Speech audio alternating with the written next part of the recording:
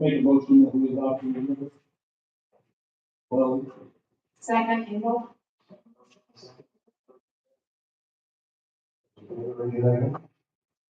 Motion carries. Next item, citizen speak.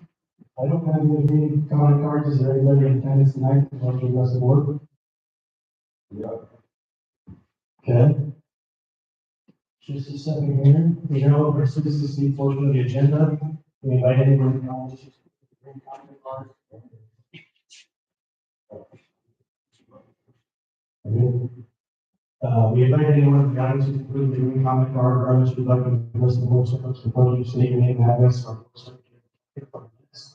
We ask that you limit your comment to 3 minutes to allow sufficient time for all those interested in addressing the board, and ensure all of our agenda items receive attention in a efficient manner.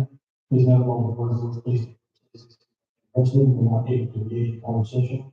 If you'd like further engage in this specific topic, you can always contact us or after meetings, or you can find our contact information on the district website. So Derek, step up. Everybody, I want to know, we can assign a petition to keep a principal from going into place.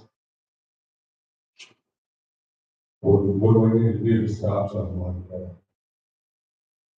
We can't engage in conversation, right?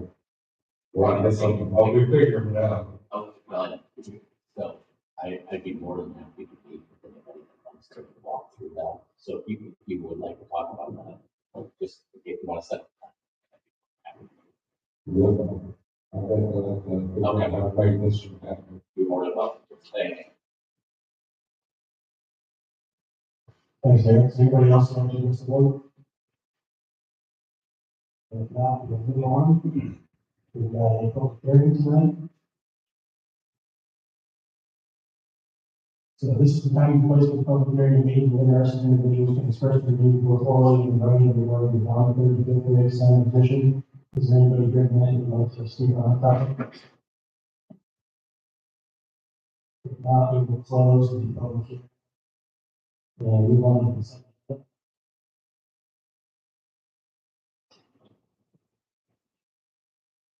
The motion on this. I make a motion to accept the consent agenda as presented. Second, Engel.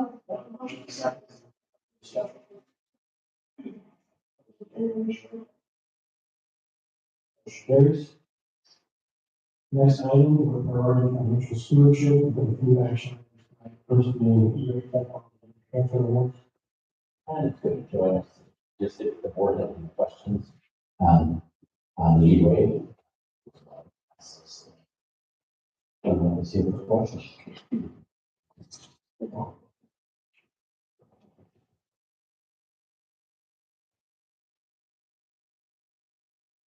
If there are any questions, just say it.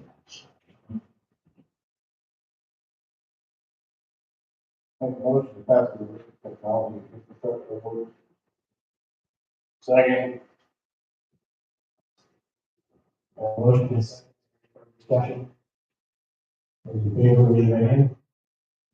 Motion carried. Thank you, Andy. Next item, construction tree line building.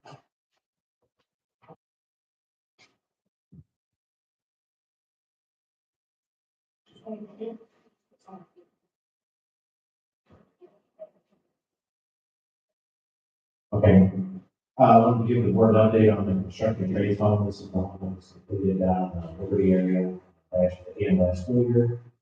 We received accepted an offer for the sale of that home within 7,000. We're happy that somebody found it that was interested in it. It's a great neighborhood. What we're looking for is just if the board has any questions on the sale, and if not, there's documents on the agenda. We'll be looking for just approve moving forward with us.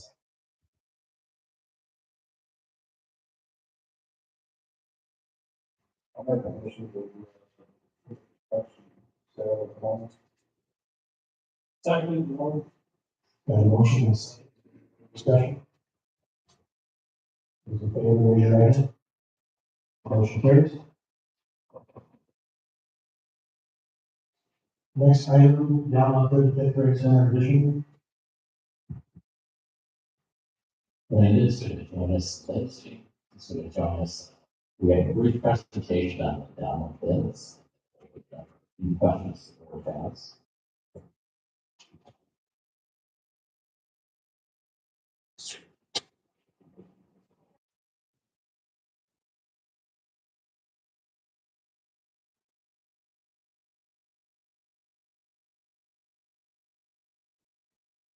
Okay, I want to start by, just showing the community, anybody will be, the board approves this, putting this out to the community to kind of see the viewing of what the interior of the facility will look like. So I thought we would just start with a 3D walkthrough and clean things up from the last preview that we received. We're walking in here on the north side of the 35 addition into the secure vestibule. We're going to be here to the left into the main office area. The receptionist here buzzing someone in. And we're making our way from the right is a staff workroom. And then making our way into the nurse's suite.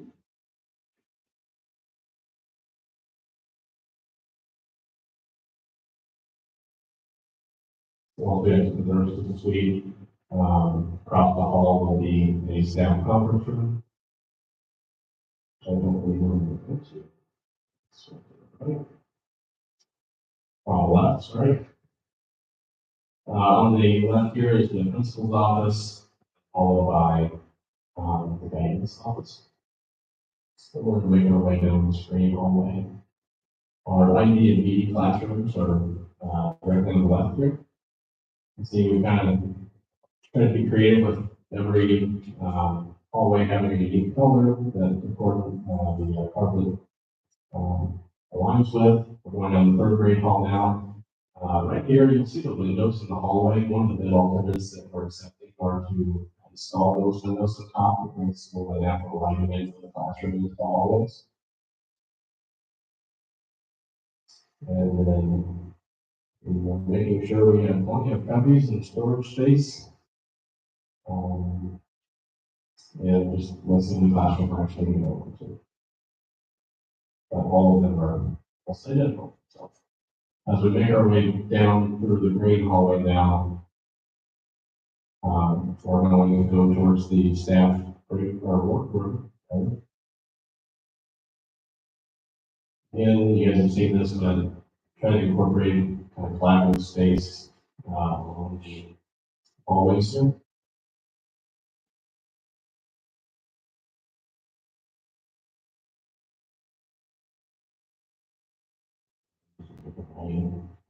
Down the fifth grade hallway, we're going to peek into that staff room that we're talking about. And going back to the courtyard. The other alternate that we accepted included some additional work in the courtyard. Again, they're trying to be, one of the alternates that we could remove that would still last before the project if price was favorable, if bids aren't favorable. So again, taking a look at the staff, we're going to get our copier, refrigerators, those types of things. When you add up the number of staff that will be in this building, you include associates, refrigerators and microwaves, because they'll take a bunch of office.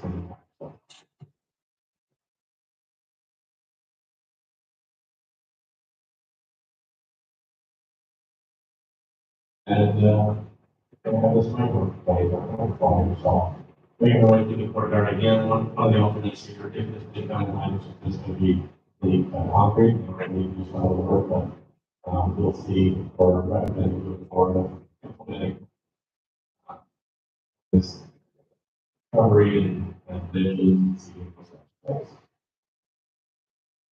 We're now going to, I believe, we're going into the boardroom. Thank you, Lindsay. Yeah, so the art room here has a storage room on the left-hand side of the camera, which we're not making our way into, but the very scene there, the art room that we're looking at the courtyard. And part of these are lots of storage. And then making our way into the basketball court here, we've actually, it's kind of just a fine down shifted the gym as much to that direction to the east as possible to allow us, if we did need to set up our own chairs or something like that on the road.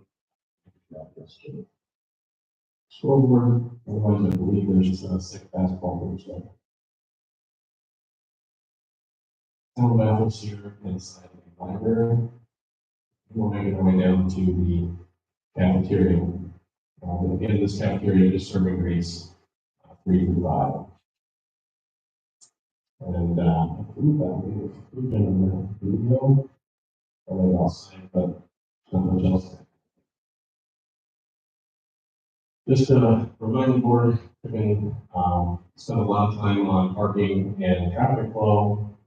There's really no updates from the last time we met, other than ensuring we have adequate parking for.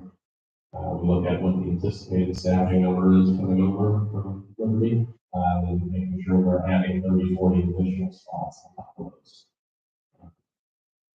For visitor parking and parents.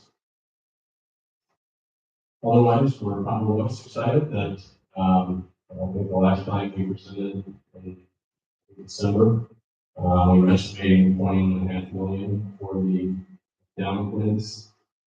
Bid in front of you today with, few of the alternates being selected is coming in $16,799,373. So a difference of 4.7 million, almost lower than what our professionals were. And then just one last quick preview of the timeline. Again, we completed the design, just for the bidding, and in front of you today is the wording contracts. Our timeline is still, Lindsay is signaling, potentially having some movement in late March. Best case scenario. And still, again, on track to be substantially completed by the end of 2023. Let's see any questions.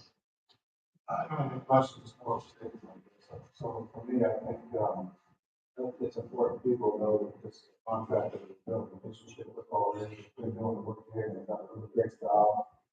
And, I think the other thing is to, even when we allowed, pre-COVID, it's even lower what was pre-COVID, so I'm very happy.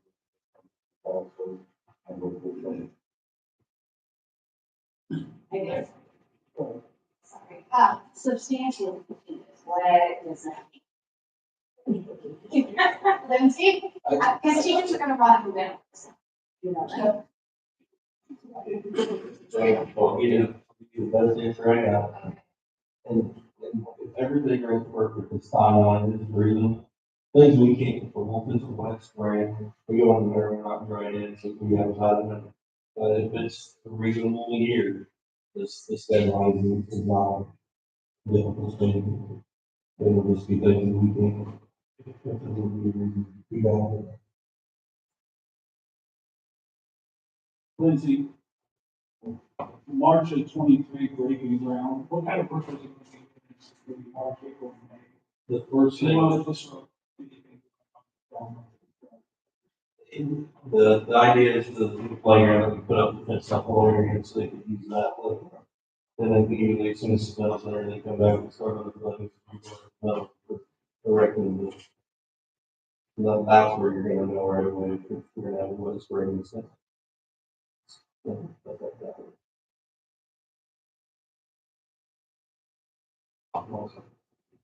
We also told contractor, can't begin work inside the building, and we need to try to limit the build's instructions.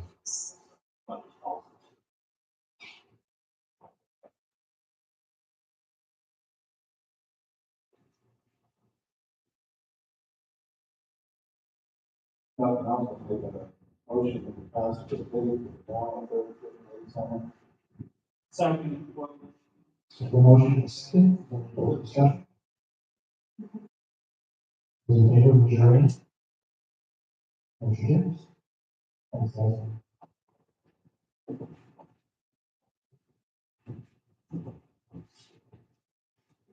Next item, we're going to receive achievement, an action on the fiscal transition.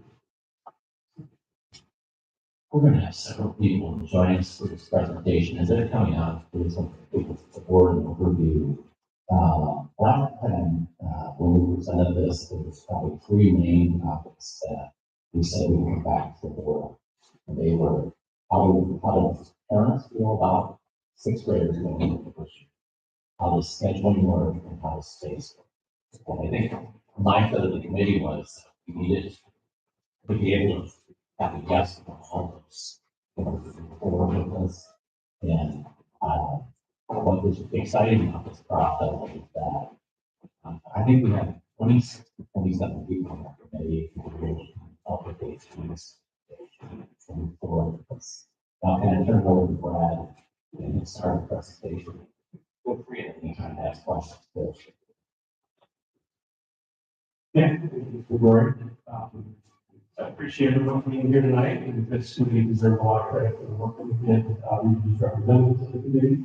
But I appreciate them taking time up to update you all on the process of the committee, to go through some of our key considerations, key processes, the things that we took feedback on and adjusted from the committee work.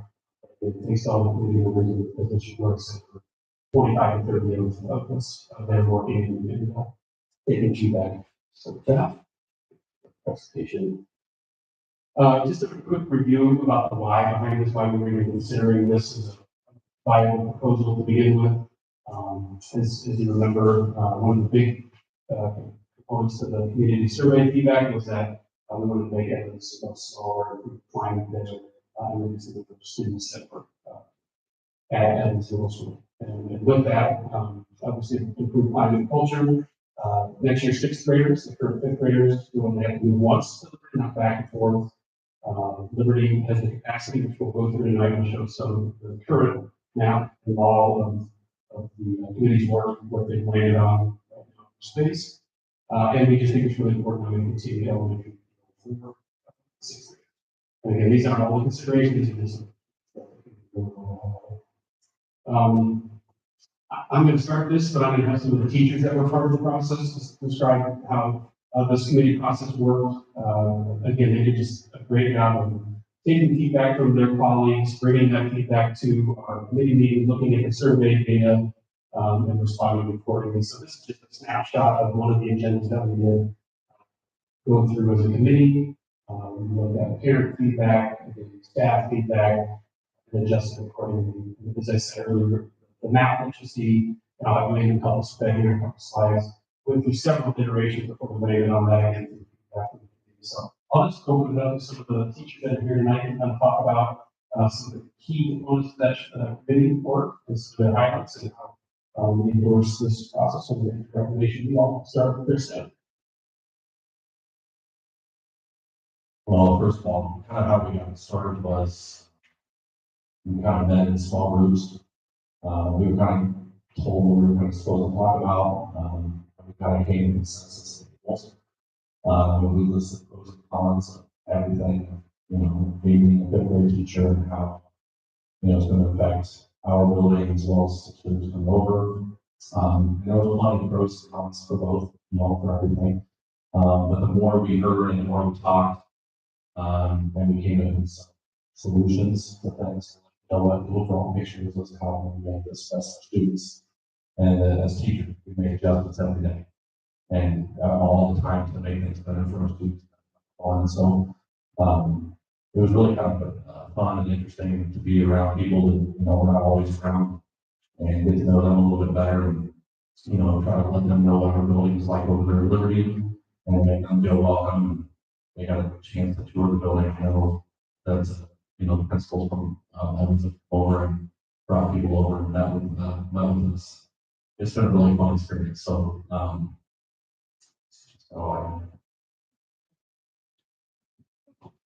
think one thing on the committee that we talked about when Commissioner Gloria offered the suggestion of the three topics that we needed to make sure before we went further on the parent survey and the schedule and bids. Yeah, that was the question. I think that put the mind of the committee at ease a lot. I felt like being a committee member at that time that a lot of people just kind of breathed a sigh of relief that these three things had to be in place before the turnaround. And kind of to echo what Chris said, there was a lot of good conversation between the teachers, with administration, and back and forth with administration. I felt like we went around a lot of things. So we had a chance here to build a new culture at Liberty for the 6th grade. And I think that's a really positive. I appreciate that. Following that from last time, the questions that you have as a board concerned with that. But we were able to come back with the parent survey, and as Chris shared, we had a general consensus between each of us that each of the groups, the 5 groups that were there, was the consensus was yes. And I appreciate all the consideration that's been taken in holding us to care our suggestions. Yes. Thank you. And again, thanks to the committee and the work we received tonight. We're going to jump into, before I get to the parent feedback, just again, from what we left out last time, after we presented to the board, we disseminated a parent survey on the 23rd of January. We had a parent meeting at Liberty on Wednesday, the 25th. Some feedback we received at that meeting was we'd like to put the survey back up. Parents strongly encouraged us to open that back up, get more feedback, because that one was kind of short. So we did that, and we'll show you what that feedback looks like next. We had another transition committee meeting, kind of looked initially at the parent feedback, adjust accordingly, and kind of determine whether or not the consensus or as they did. Friday the 24th, which was last Friday, the committee taking all the considerations with down and all that, coming back, making recommendations for where that we want to explore this further and move our experience to. So the next piece I'm going to turn over to Jeff and Steve, because they're going to update you on just a little bit more about the parent feedback and the surveys, some feedback specifically they got from parents. But really, again, here are the big 3 things that we're decision. We've done a nice job of checking them off. So I'm going to turn it over to Jeff and Steve. I think it's Brad indicated the parent feedback survey was what was making this decision. And in education, we look at data. And if we look at the data, we can indicate that roughly 68-69% of parents were in favor. The first question was, is your current support level for proposal to the 6th grade students for the 23-24 school year? And indicated roughly 69% were in favor of that. And if you look at the broken down by grade level, what grade are your students in? This most of the state came from the 5th grade parents were 34%. So that's 12%. They were in favor of making this move. So with the survey data, and as Brad indicated, we had a parent meeting at Liberty, and following that parent meeting, we took a lot of those considerations into what we place the building, our scheduling, also the specials and things they had in Evans. We want to ensure the parents that all the services would be available as well. And so with that data, we also indicated this graduation that we opened that survey to make sure we had everybody contribute with all the all to contribute to that survey, help us make those decisions. The parent information at the meeting we had was very positive. Parents were very encouraged by the opportunity of students staying at Liberty. And the only thing we talked about was the traffic. And that's move forward. Now look at the government letter. So as you know, Liberty is 3rd grade is in this place. 2nd grade will be with the 4th grade currently is the building class. 5th grade is where it's at now, and our 4th grade is where the 6th grade is currently. Looking at the building now proposal, the committee said to put the 5th and 6th grade together, and there is space to make that happen. So we were 4th grade, where we sit located at now, our 3rd grade would all be in one location. And so we looked at the building carefully, and we see that we can house the classrooms are needed for 6th grade, maintaining the 5th grade, building 4th grade classrooms. We would be moving 1 5th grade up into the 4th grade. and that is not fun. The idea, the thing that we value is the interaction that business students will have as well as the workplace students. We believe this will be a great opportunity to build that culture and maintain that mindset setting as well as classes the students are experiencing in the school. I have had the pleasure of working at Kevin Stanford, and I know that two great staff that will come together, that's a great group, and always will be an amazing opportunity for students. And I'll just back up just a second here, because I did point out before that, I think we had just over 100 responses from the parent feedback when we first opened it up with that parent meeting, and then the responses came in, we over double our response rate, and the responses were growing with 3s, 4s, and 5s. So Steve pointed out almost at 80% support, and 3, 4s, and 5s there. And again, we did a really nice job of giving us feedback, or us to go back and chew on and determine how to use this space. The building, you see the specialist space for 6th grade, that project leading the way. There's some resource space art using, as you can have in the gym, because there's the binder there. So we went and looked closely at it, gave some feedback from the custodian there, and see some of the proposals for space. We got a lot of feedback from this model of use space. Later, are you available to kind of walk through the 3D image of this? Area a little bit about the 3D image.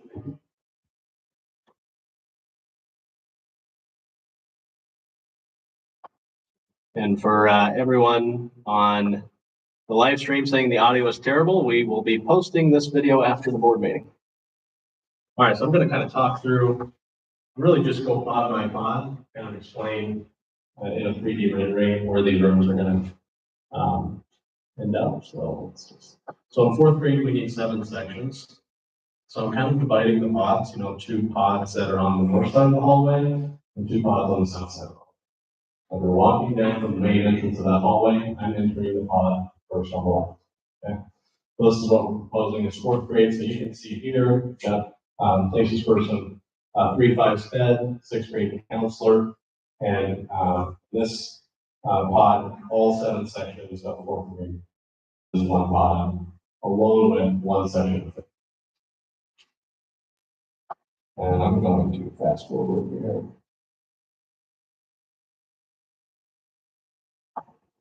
So now as we make our way again, this is the other pod on the south side. So we're walking down the hall, this is the last pod on the left. Okay.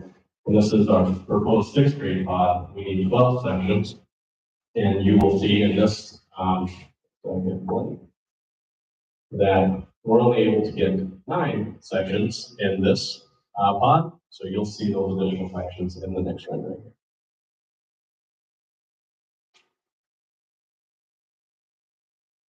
So the remaining 3 are in the pod that's across the hall. Okay. So this is the pod on the north side, last pod on the right. So again, this is the opposite of, and there you'll see our remaining 3 6th grade sections, 8 to get those 12 sections in 6th grade. And then again, for 5th grade, we need 5 sections, 6 sections, all right, thank you. And so again, we're getting that other 6th section where I previously showed. We're in the 4th grade pod. And then we're making our way to the last pod on the north side. Walking down that hall, first pod on the right hand side. And this is 3rd grade, and we're able to get all 8 sections that we need inside this pod. So again, as Brad alluded to and the others, there's other spaces that we have not filled that have homes. I just didn't note them here. But in this picture here, you'll see we've got the places for PLCW. Pause this. I made a mistake and put this in red, but it's really this section. And then we've got BD rooms, SPED, and then art is part of the media center.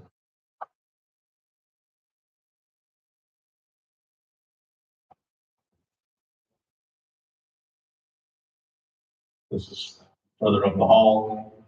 We have, this is a reading intervention room. I won't go fast. reading intervention room, and an ELL, 2 ELL rooms, and a STEM room. That's correct, right? This is reading intervention in this. Okay. That's just a quick read and reiterate, just to kind of lay it on that on places of those things. Okay, and so we know there's a lot about was there enough space at Liberty, and again, they're going through several different iterations and going back and forth with close to the attic, construction, potential space. And, you know, at one point we were talking about maybe utilizing some media center space and getting feedback from the committee, really like that. Some additional space to make the full classrooms and make it space. Space, I would think we have to figure it out. Again, it's not being 100% things like spaces there. The other big consideration, one of the big things the committee took a close look at and concerned about was the schedule, how we schedule. So I'm going to have Megan, our concept middle school, and Heather, our one of our we'll talk about some of the big considerations they took when we were working on scheduling both Steve and Jeff to make this work for our kids. All right, so looking at scheduling for our experienced students, it was important that we have the same opportunities that they have at events and brought them to Liberty with us. And we are able to keep the same opportunities and a similar schedule to what they have now at events. So they'll continue to meet their same core elective options that they have now. With having close number of sections available, we are able to keep classes down, especially since our fifth grade class is about 50 kids, smaller than my first class, which brings us to about averaging about 20 to 24 students per class. So, team concept, we do want to keep the team concept in sixth grade.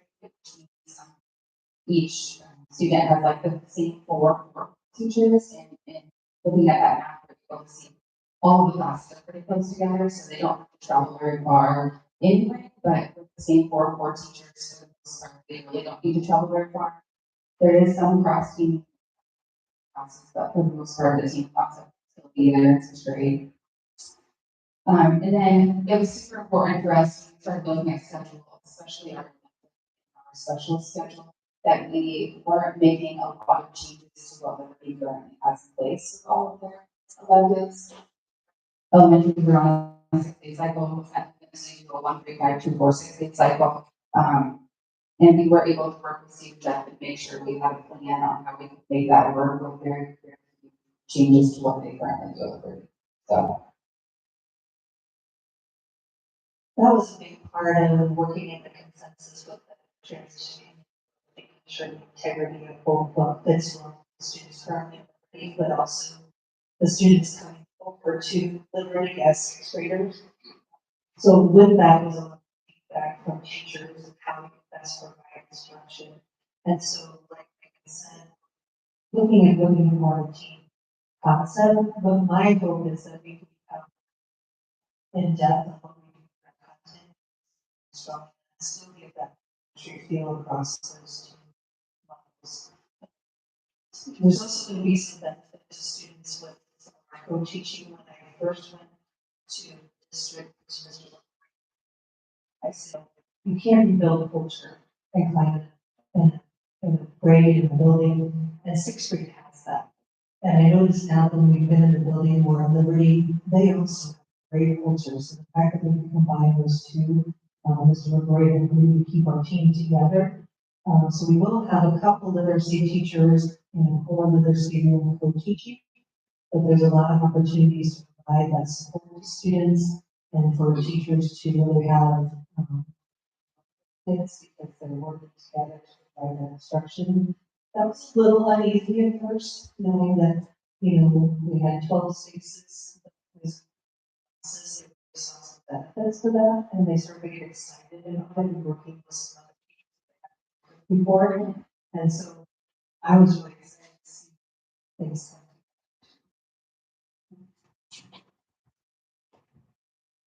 That's a lot of information, and they did a great job on that, but in the last meeting, in the vote was unanimous that I think his recommendation to move sixth grade to Liberty. I was hitching on down, just got approved, so things there. So that, I'd like to make a recommendation that for next school year, we move sixth grade to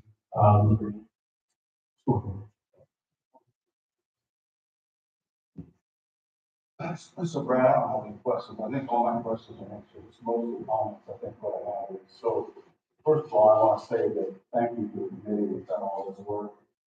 Thank you guys for going above and beyond to do this.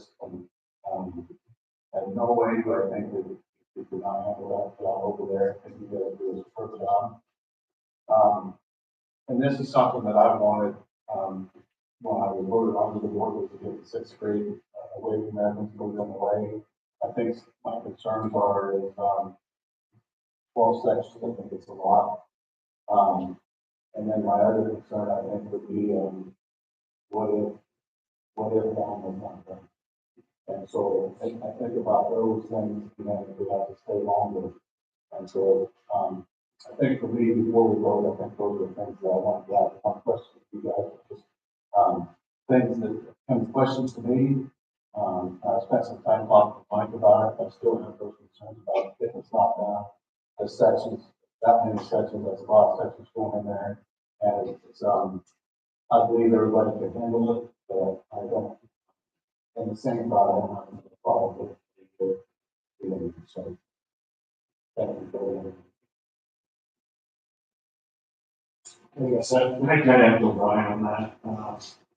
I'm assuming you guys know your discussions and probably look like to, a plan B, plan C, and if we do run into a delay, construction, or, we don't know, people focus to, I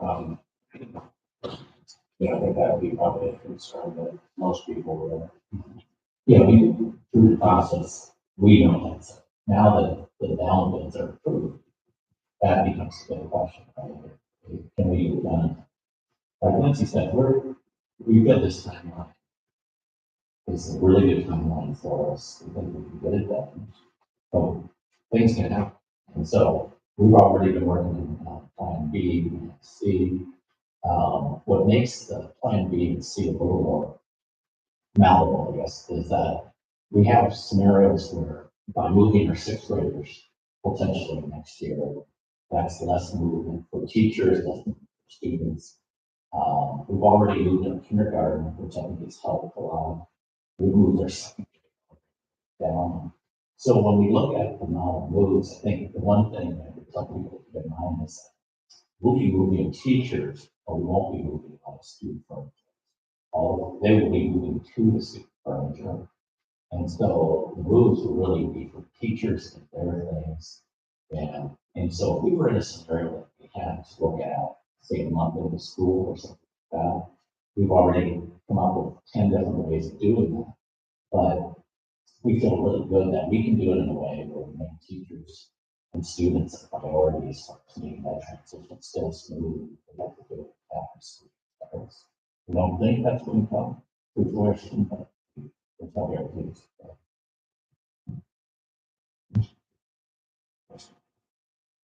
I'm guessing that projected completion date, at the 23-24 school year, even if it's delayed, you've got 45 to 50 days before school starts to go home. So a little bit of time goes in that way. So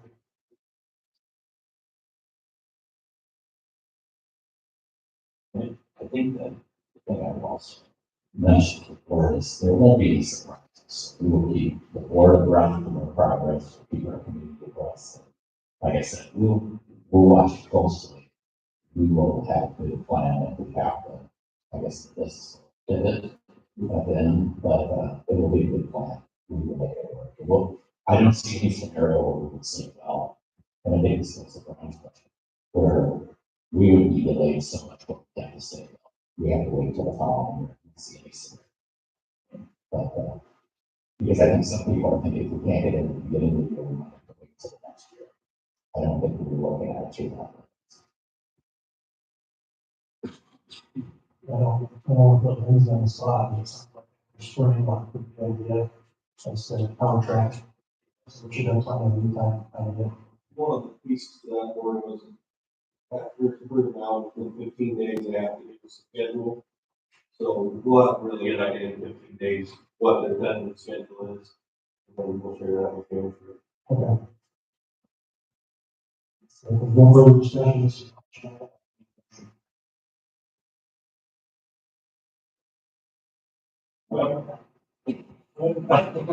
everybody hold this. Yeah, well, based on the unanimous recommendation, maybe that's all what you're there for, and, I would make the motion to approve the sixth grade transition over. Second. Have a motion and a second. Those in favor, raise your right hand. Motion carries. Thank you, guys. Thank you.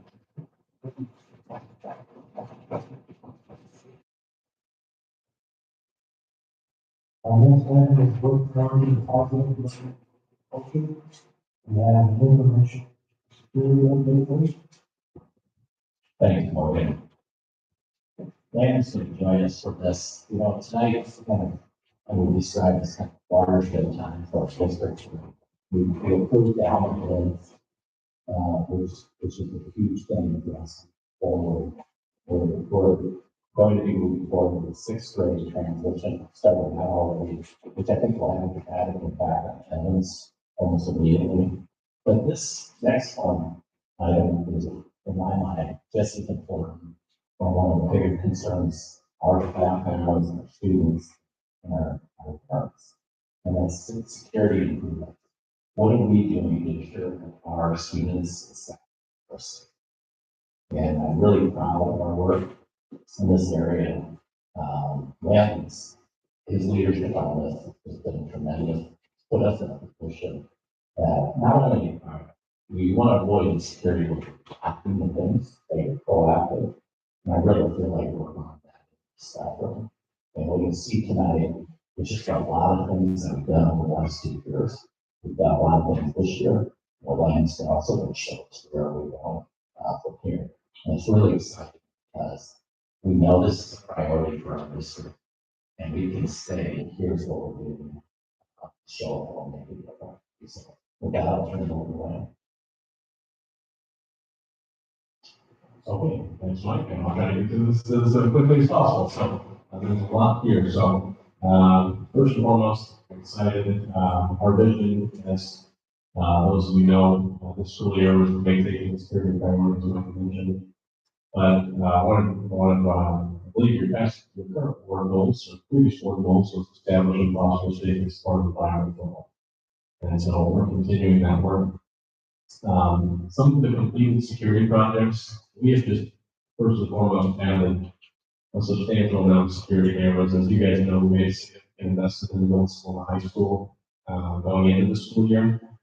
But I get requests every week for, hey, can we have a security camera here? Hey, can we have a camera here? We'd love to have it. And almost every request has been reasonable, and we have fulfilled those requests. We've added video intercom systems. So we looked at what doors were being gotten open by cops or weights, and can we put video intercoms there to bus students in and out of doors? We've added key cards in multiple buildings. We've added lockdown systems that if this lockdown button is pushed in the office, it disables anyone to come in the doors under the car. And then we've got the door alarms. Some of our recent improvements that are happening right now are some doors at the high school that are frequently used by students that don't necessarily access those doors. So we've added alarms for those. But ultimately, I've got these all in 5 bullet points. But just to give you an idea, these are actually all of them listed out. I'm not going through every single one of these, but a lot of requests that we've approved during this past school year, the current school. So live demonstrations don't always go well, but we are certainly going to give it a shot here tonight. So at Tim Burton, County Emergency Management Director, and we have one of our buildings, emergency radios. Every building has one of these emergency radios. They communicate directly out to the dispatch center. And so they are actually going to do a simulated call as if this was a real emergency. It's a direct line communication to the dispatch center.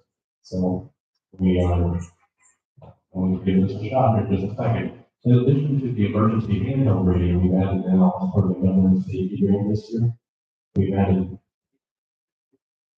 added a desktop version so that every secretary has the ability to initiate a call to 911, because we know the principals are carrying these on their heads.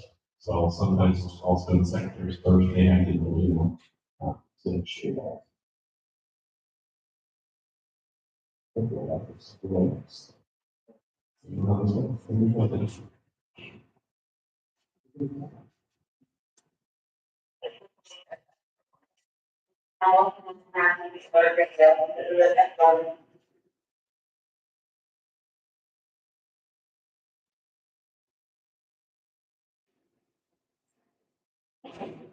From Gateway Center.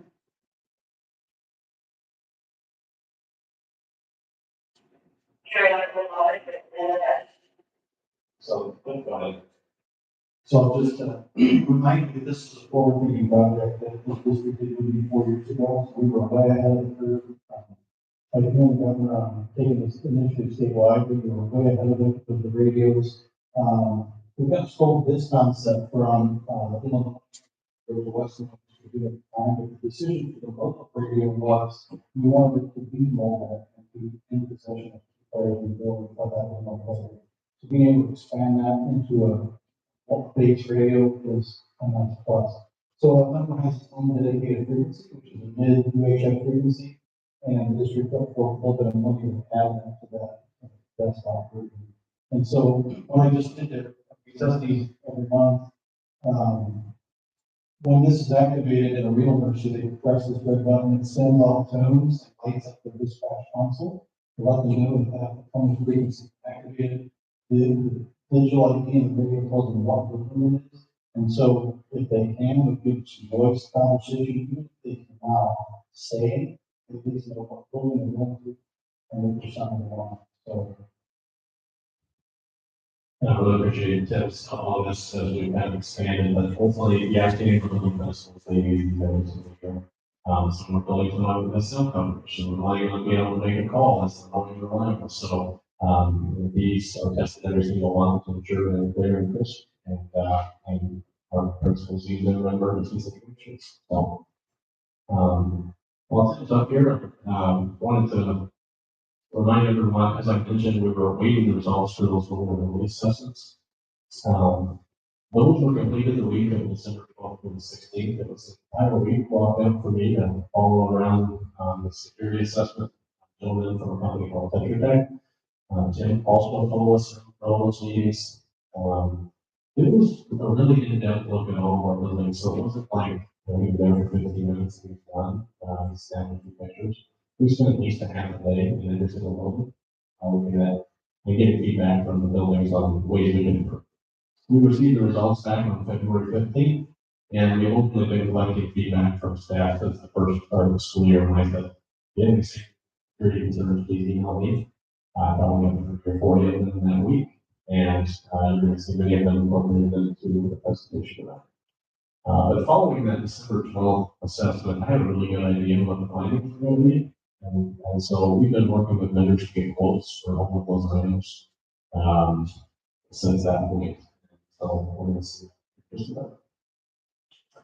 The governor's school safety improvement grant was a 2-page list of items that were eligible to be used with this grant that gave us $50,000 for school building for a total of $500,000 for all of our buildings. And as you can see here, what we're recommending tonight had to align with what the assessments found in our buildings.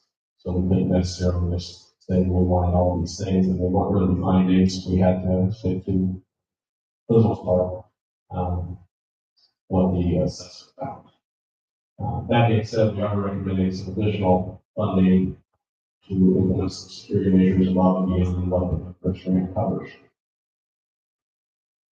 So breaking this down into 7 sections for every single building, I'll try to go through these. So number 1, secure entryway. Number 2 is does the building have secure perimeter? Number 3 is the building have exterior lighting exam.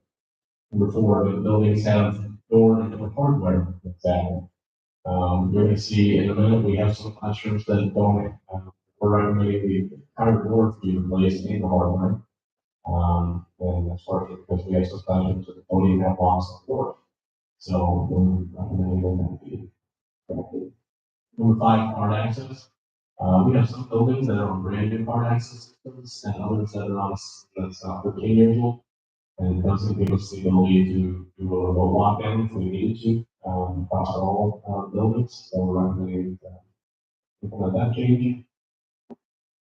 All the elementaries, I'm going to show you an example of a security camera that I took a picture of in an elementary school. We're recommending that we continue the great work that we did at high school, middle school, put up high definition cameras at all the elementary schools.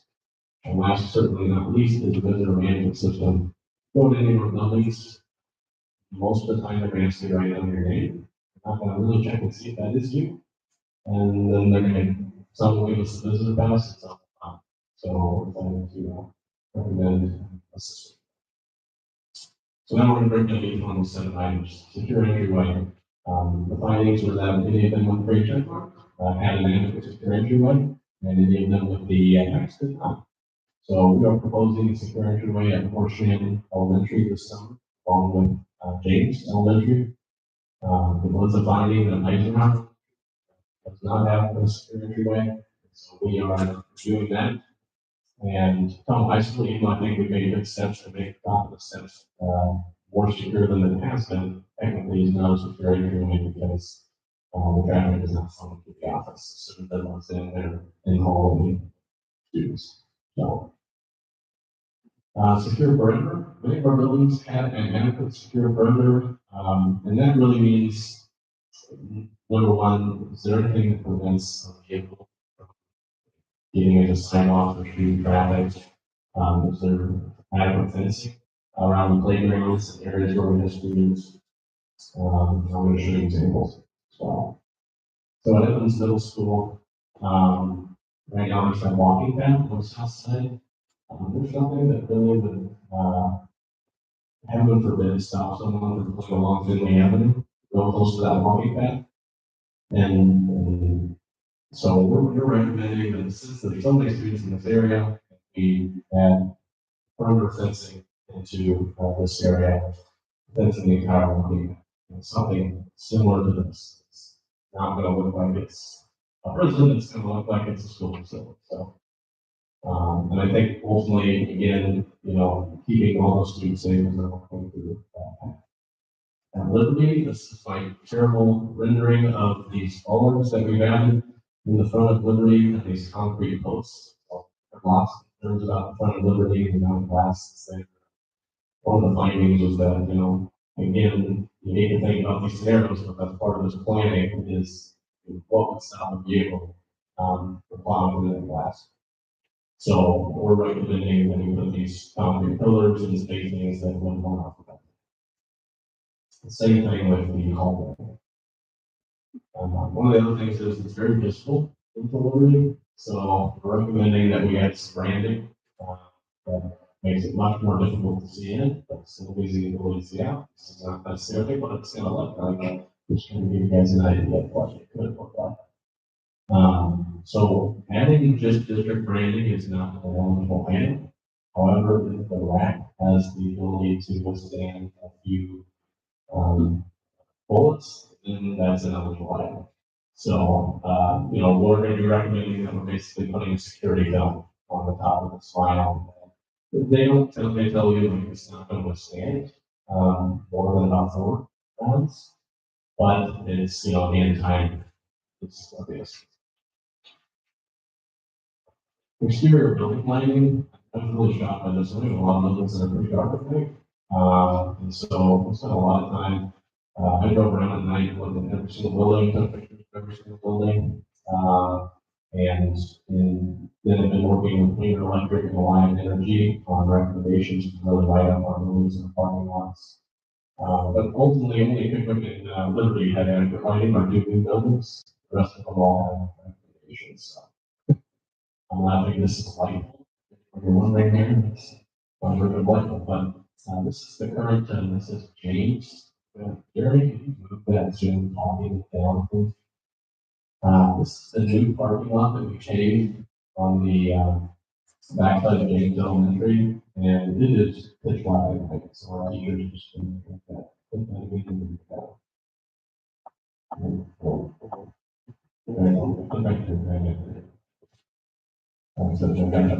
Okay, so, and then I'll move on to the next slide. So we're recommending some new exterior lighting here. The current high school parking lot is pretty dark at night. We currently have, at Eisenhower, a light in the wall. A light that's over here towards the building, and you can kind of see it's lit a little bit here, but it's really pretty dark.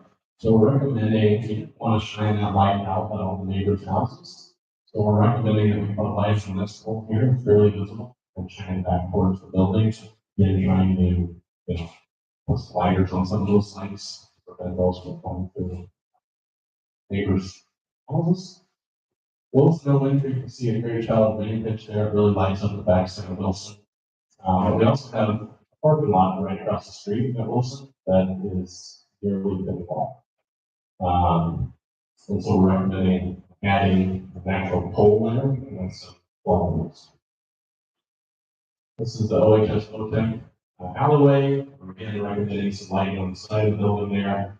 The added east parking lot, pretty dark as well. Again, kind of keep in mind my phones have to adjust for on taking these pictures. So even though you might think this is pretty well lit, it's really not. And then in OHF, we're recommending, you can see here going into the cafeteria, we have these black labels. We're recommending on this side of the building where the bus drop off zone is, that we continue to light those lights down the sidewalk back there. That's an area, we gave our students a little bit on the bus, but that's always done at night. But also, it's a pretty dark area for our staff walking across the street at night. And the vision, if that's used down the road for competition parking along the street there, will be nice and along the side.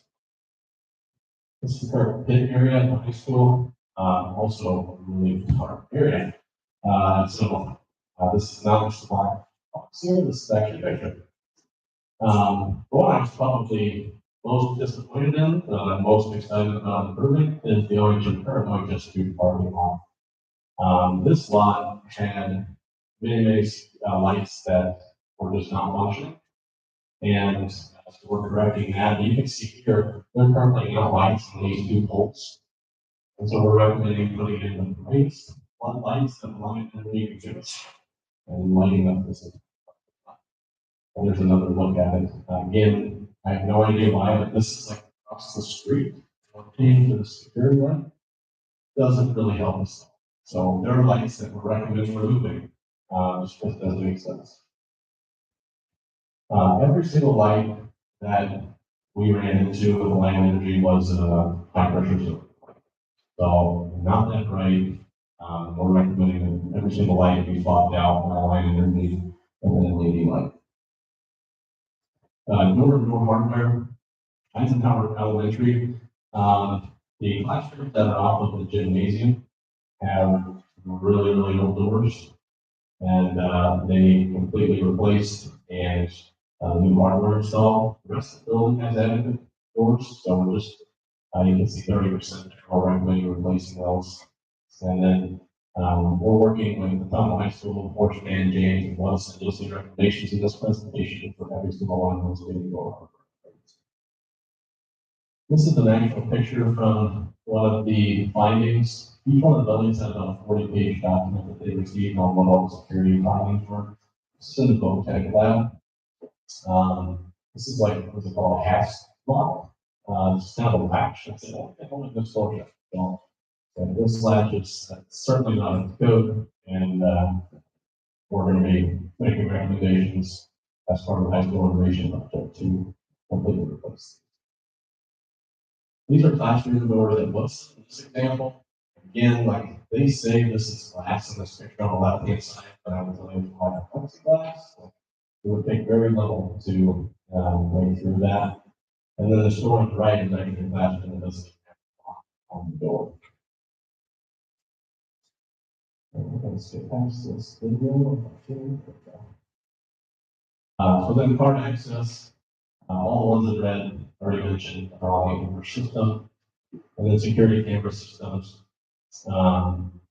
every elementary will recommend they get replaced. Here's an example of a playground on our elementaries. This is a banana picture.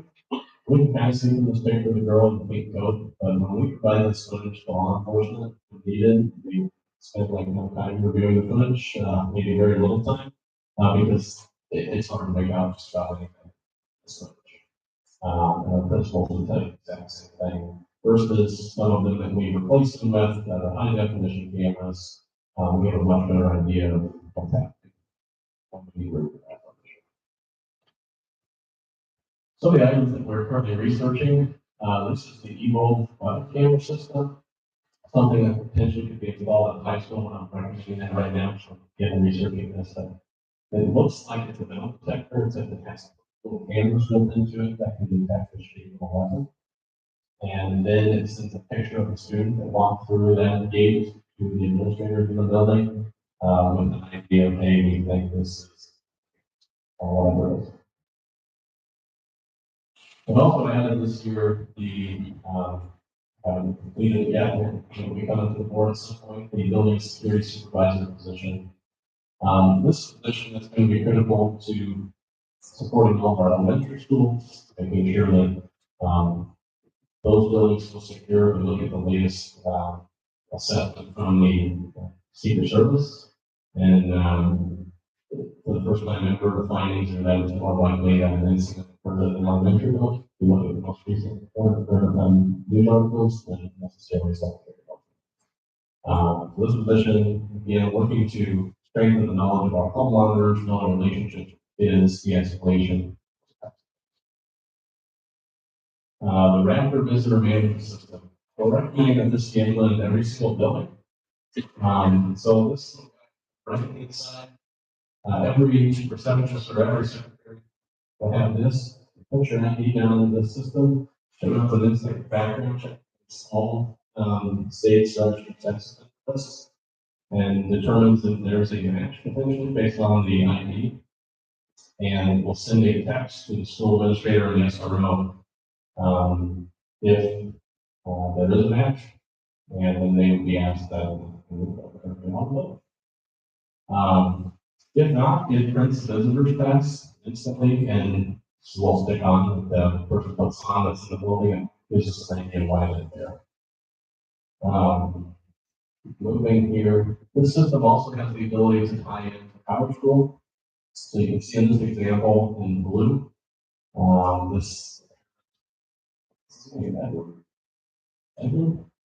Edmund is, we have an alert Power School and he does not have custody of the student. And so that's an example of literally the secretary that Edmund is not allowed to have custody. This is our contact with this Sam. So that's something that this system can alert us to based on the records that we have in Power School. The one right behind it, you can see that John Doe here is potential match to a registered sex offender. And the secretary can say that there's actually 3 matches potentially, but they might get match or no match. If no match, then the ID will be printed out.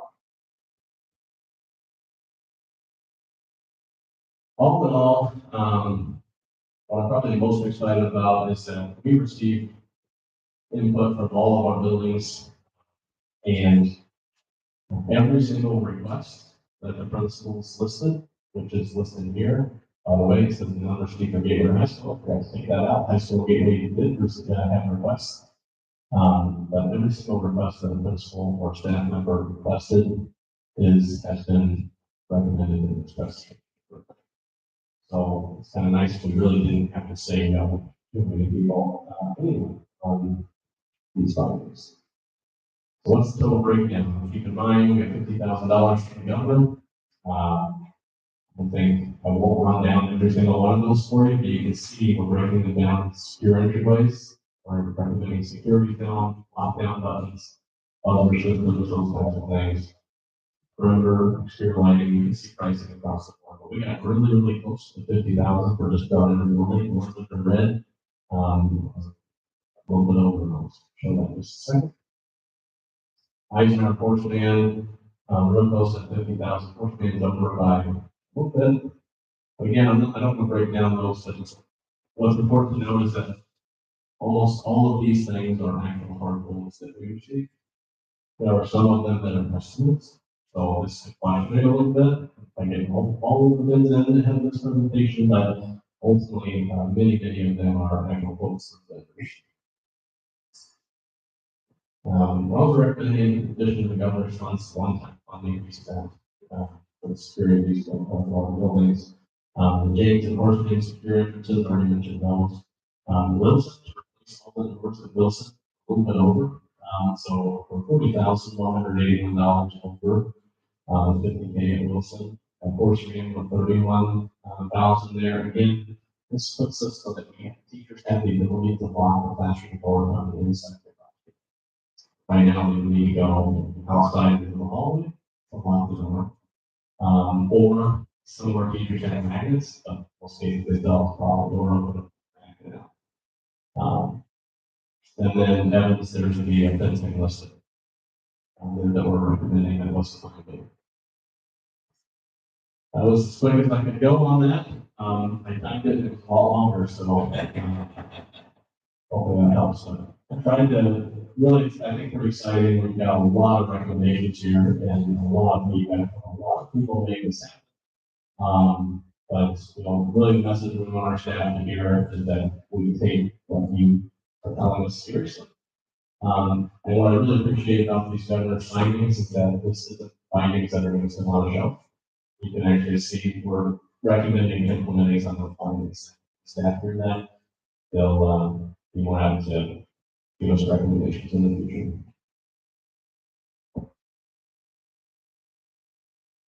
Thanks, Tom. Next item is, board policy second reading, got three policies. Protocol.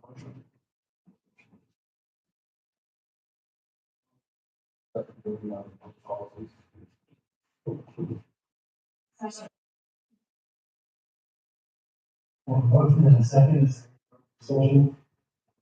Or the order in granting. Motion carries. Next item is human being for. Thanks. I want to first start on for just thanking people tonight for all the time they put into the presentations this evening. You can see that it's done for how much time that it took. Really appreciate that. Also want to mention to our community, parents, staff, students that will host these presentations tomorrow. So we recognize that it's probably ideas being able to hear our presentations, but we'll be distributed and posted for the agencies and have a chance to work it down, but a chance to see the security inquiries.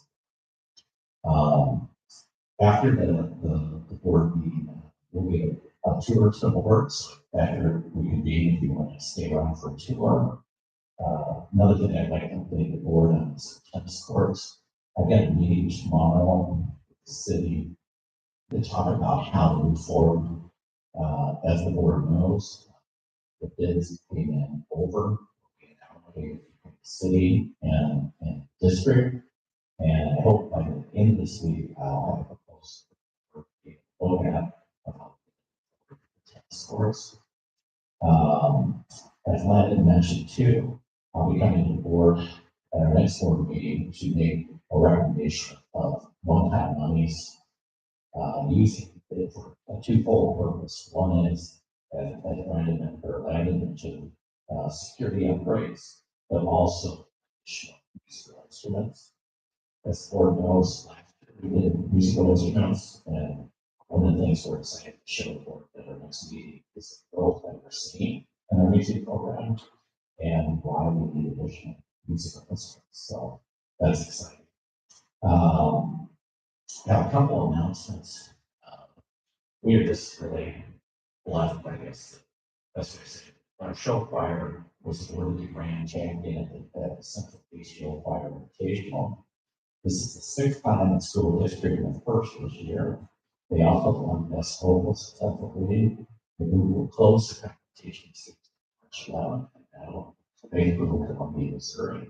They're just amazing. And really, they're so talented. I'm thinking about maybe having performance, maybe for upcoming. We also had 5 students that were accepted to ISPA honors service for festival. So we're excited about that. And then girls bowling, they were the state runner-up for the 3-8 championship. And so congratulations to our girls. We do have some upcoming events. 5 through 8 vocal concert, February 28th, which is 7. And we also have second OHS scores for band concert and OHS tournaments.